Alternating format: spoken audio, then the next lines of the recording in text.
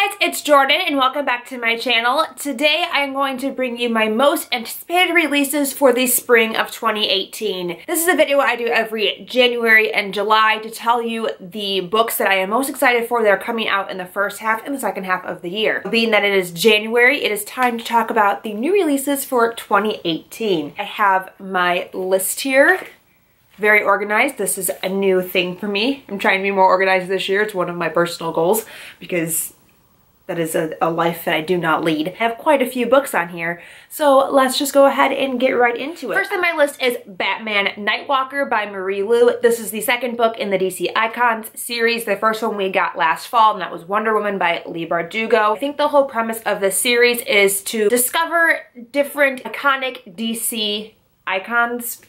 That's redundant. And give them a YA twist. So learn about them as teenagers. We're gonna be following a teen Bruce navigates how to become Batman. I think there is somebody from Arkham that escapes and is somehow vital to the story plot. I don't know a whole lot about any of these synopsises. I should have mentioned that before because I like to go into books blind because then my expectations don't get too high. I still need to read Wonder Woman. I don't really know how the feeling of this series is gonna be, but I am nonetheless excited for the second installment. Next we have The Cruel Prince by Holly Black, which I have to say I wasn't at all intrigued by or interested in until people started getting arcs, and then it like blew up. Everybody has been raving about this who I've seen read it. They're like obsessed with it. It's like one of their favorite books of all time.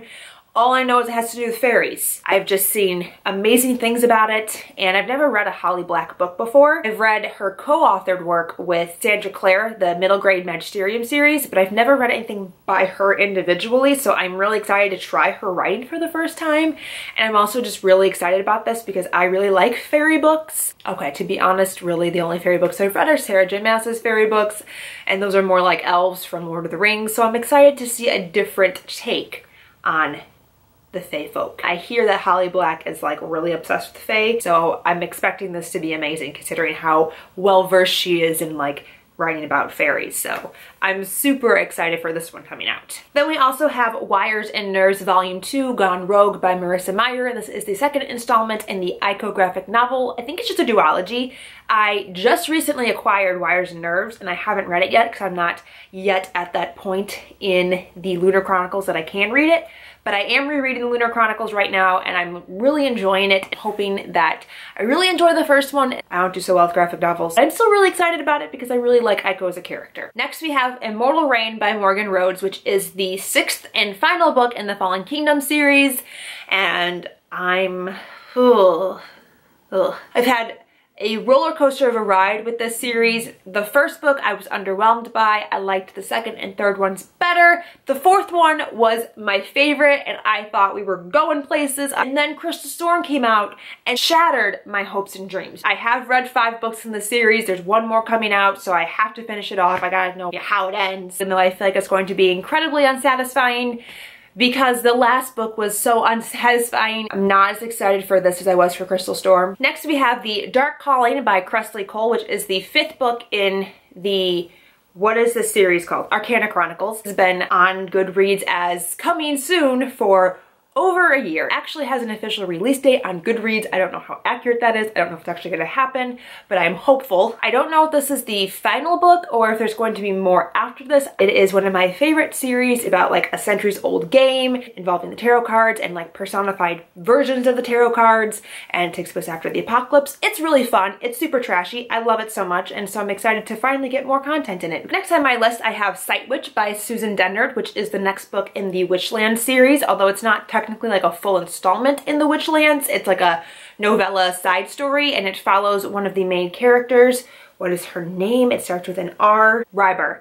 And it actually is a prequel. It takes place before the events of Truth Witch, and it's like in a journal art style format. I'm really excited for this. I'm sad that we're not actually getting Blood Witch this year. That's okay. This will tide me over until we get Blood Witch, which I'm very, very, very excited for. I'm excited to learn more about Ryber and what a Sight Witch is. I'm definitely gonna be picking this up when it comes out. Then we have Daughter of the Siren Queen by Trisha Levenseller, which is the sequel and conclusion to Daughter of the Pirate King, which was a debut last year that I absolutely loved. It has to do with pirates. It has a very much Pirates of the Caribbean feel to it. So if you like Pirates of the Caribbean, I think you would really like this, except we follow a female main character, Alosa. I really like her. She's very different from a lot of YA heroines.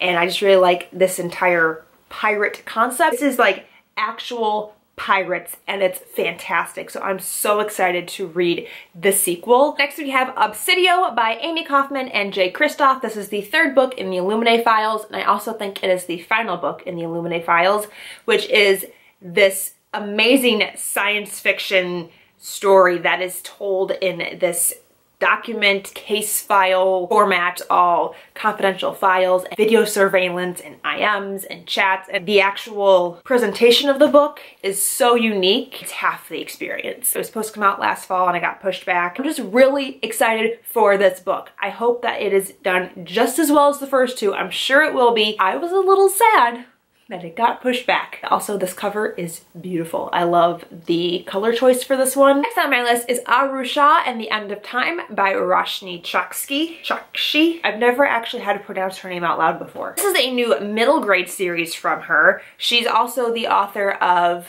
The Star-Touched Queen and The Crown's Wish, I think are their names, which I haven't read and I'm not really interested in reading, but this I'm super excited about and very interested in. It's the first novel being released from Rick Riordan's imprint. It is essentially what Rick Riordan does in all of his middle grade series, except it's not Rick Riordan writing it. So it has the same our world mixed with the mythology and gods of a certain religion or group of people. And in this case, I think it is Hinduism and Indian culture. I'm really excited to read that dynamic from an author who's actually from that culture. I'm super excited. This is more like an own voices story. Also, I don't know like anything about Hinduism or the Hindu gods aside from what I learned in high school. These novels are always so educational and fun. So like this is like something I'm super excited for. It's also a new author that I've never read before. So all in all, like this, I'm ready for. Next on my list is Unbreakable by Sarah Ella. This is the third and final book in the Unblemished trilogy, which is a urban fantasy trilogy about a young girl who finds out that she is not from our world. She's actually from a parallel dimension, and she has a very important role to play in her homeland that has to do with this birthmark she was born with that she's always hated and always been very self-conscious of. But it actually turns out that that birthmark has a very important meaning. I've really enjoyed the first two. They're very fun.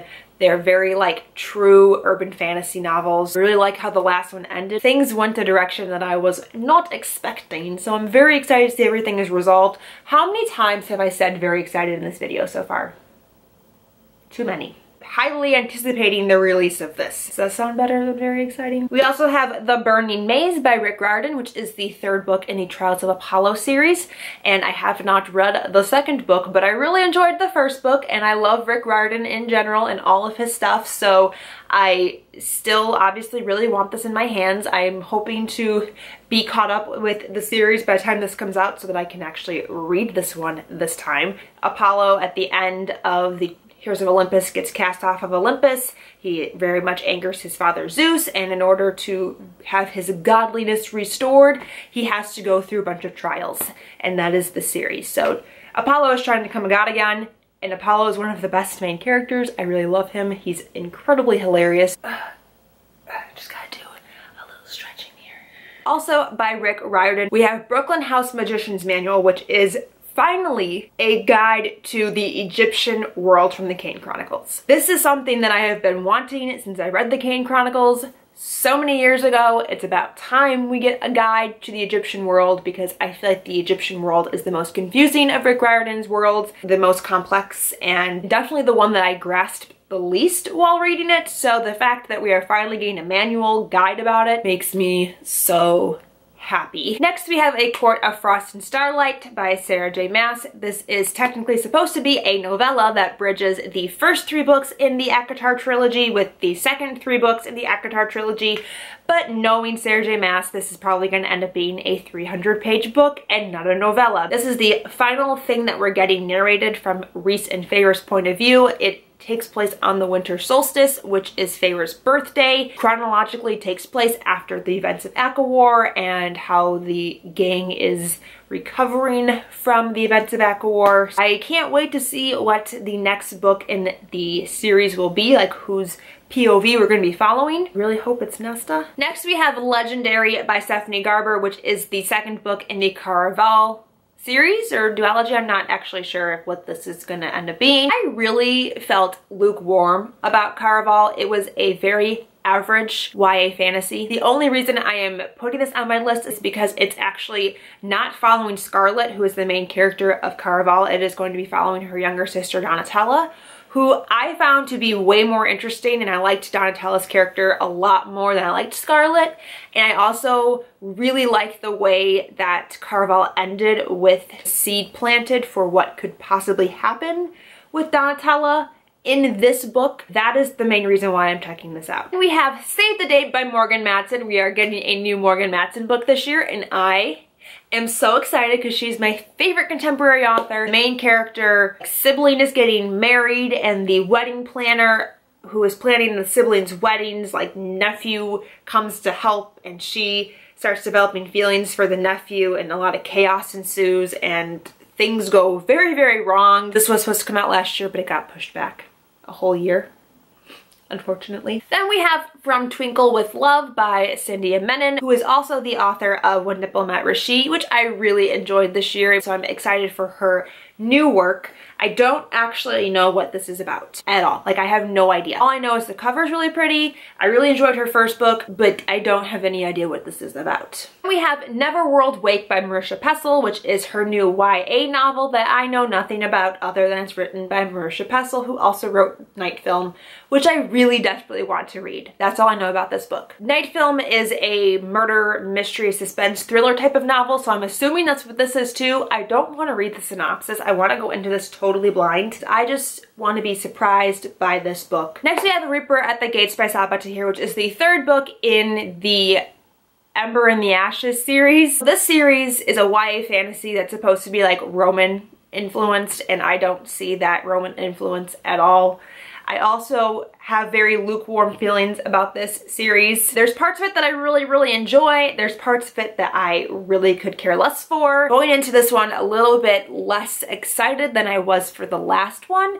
The last one ended on a very, like, weird place. Like, I don't understand where we're gonna go from where we left off. Like, things happened that I don't feel like you can rebound from. I'm very apprehensive about this one. It did get pushed back a whole year, so maybe she's had time to flesh out the story. Maybe it'll be even better and it will blow me away and I'll be surprised. We have Dawn of Legends by Eleanor Herman, which is the fourth book in the Blood of Gods and Royals series, which I think is the final book, and I swear to God this was originally supposed to be a 6-book series, and now it's shortened down to a 4-book series, and the third book was really lackluster, and I'm very nervous about this one because, like I said, I think it was 6 books and it's been crammed into 4, and that makes me think it's going to be very sloppy. Very unhappy with how the series has gone, but I'm still going to read it. Then we have The Emerald Sea by Rochelle Mead, which is the third and final book in the Glittering Court trilogy, which is a trilogy that I don't think a lot of people like very much. I really, really enjoyed the first book. It like takes place in single point of views, so you get the whole story from one character's point of view per book. So there's a lot of like mystery and intrigue and unanswered questions surrounding the characters because you don't get the full story. You only get a third of it per book, and a lot of people don't like that, but I really enjoyed it. So this is the final one that we're getting, and it is Tammyn's point of view, who we actually know like the least about because she gets separated from the other 2 girls very early on in the first book and goes on a like wild adventure. And she comes back at the end like totally different. I'm very excited to go on that journey with her and to find out what she went through. It's the one that I've been wanting to read the most out of the 3. So that is it. Those are all of my most anticipated releases for the first half of 2018. There are so many great books coming out next year and so many great ones coming out in the second half of the year that I'm super excited to talk about when that time comes. But in all, I'm very excited for what my reading plans look like for 2018. I would love to know what you're most looking forward to in the comments down below. Thank you guys so much for watching. Until next time, I'll talk to you very soon. Bye!